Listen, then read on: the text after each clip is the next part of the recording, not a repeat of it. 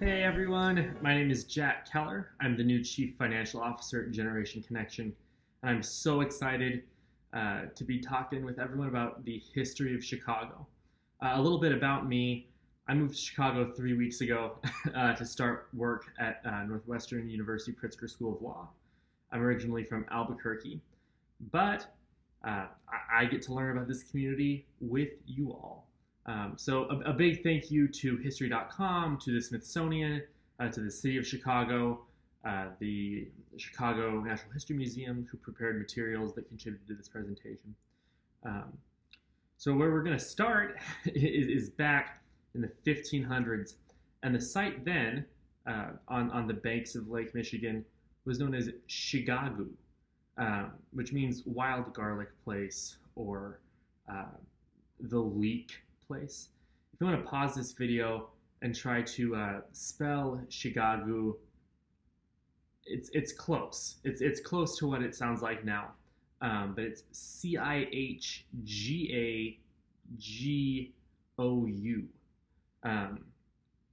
But at that time, because it was known as the wild garlic place, it was really a stinking wetland, a bog. And this is because the Chicago River flows very slowly into Lake Michigan. And in some ways you'll find during this presentation that the history of Chicago is just the history of the river. And controlling the river becomes a very big project for the engineers. But when you had early French-Canadian explorers, which included the original Jesuit missionary Jacques Marquette, they sailed down the coast of Lake Michigan from Quebec, and they find the land very inhospitable. And this is back in the 1700s, and they turn around. But surveyors are keen to note that there's huge potential for industry, for commerce. They have this vision that you could connect, the St. Lawrence River, you could connect Quebec to Florida. If you made a small canal from Lake Michigan to the Mississippi.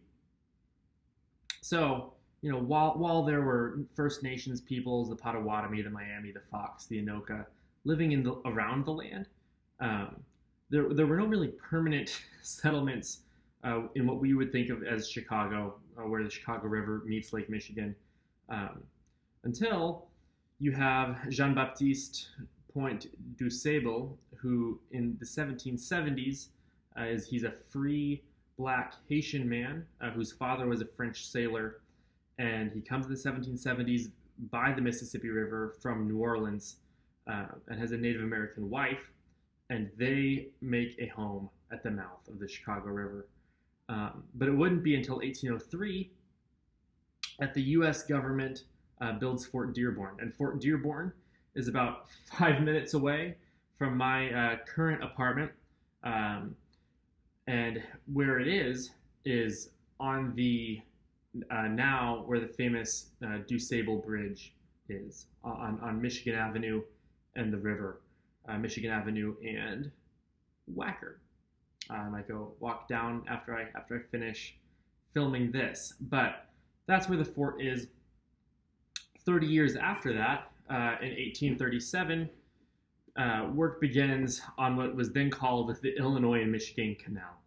The city's incorporated in 1837. Work begins on the canal in 1836. This will be the first of 3 big canal projects, but this first one threatens to bankrupt the city. The ground is very hard. The work is very slow. And the city finds itself $10 million in debt in 1837 dollars. So, but New York real estate tycoons recognize the importance of getting this canal done, so they bankroll and they bail out the state of Illinois to help make this first canal, and it's a tremendous boon to the development of the city. It's estimated that by the 1850s, millions of dollars in 1850s dollars in freight and in shipping are moving through the canal daily. These are furs, it's corn, it's wood, sugar from the Caribbean. So really important. Unfortunately, while they figured out the canal and the water is connected, the water is not flowing well. And cholera is a gigantic problem in 1850s Chicago. By the peak of the outbreak in 1854, it's killing 60 people a day, and it forces the city to begin work on sewer. Around this same time, you get in 1860, Lincoln, an Illinois lawyer, is nominated for the presidency in Chicago, and in 1868, you get the Chicago White Stockings. But this White Stockings is the ball club that becomes the Cubs. So that's counterintuitive. But Chicago continues to grow rapidly using wood. And funny enough, several towns in Michigan and Wisconsin are deforested completely in the development of Chicago. But using wood and using balloon framing, the city explodes in population.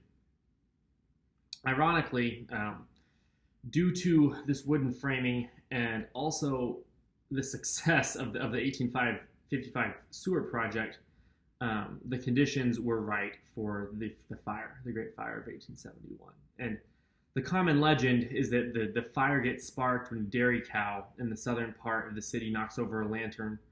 But the story comes to take on different meanings. So there's a different wives' tale where it was gambling drunk men who knock over the lantern. More broadly, I came across a deep and interesting literature about how the fire starts takes on a religious and moral and political significance. There are people who believe it's a sign that the city should abandon industrialism.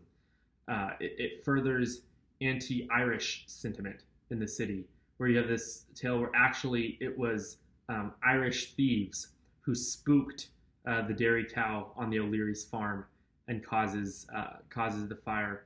Or you have people saying it's a religious sign, that there was a meteor.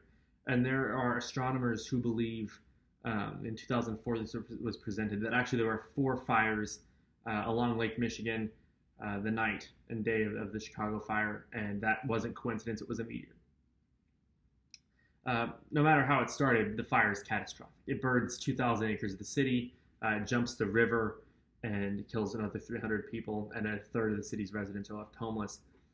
Interestingly, what it does is it accelerates the new trend of building with steel and brick. And downtown, the Chicago Water Tower, a brick building, is one of the few buildings that survives the fire.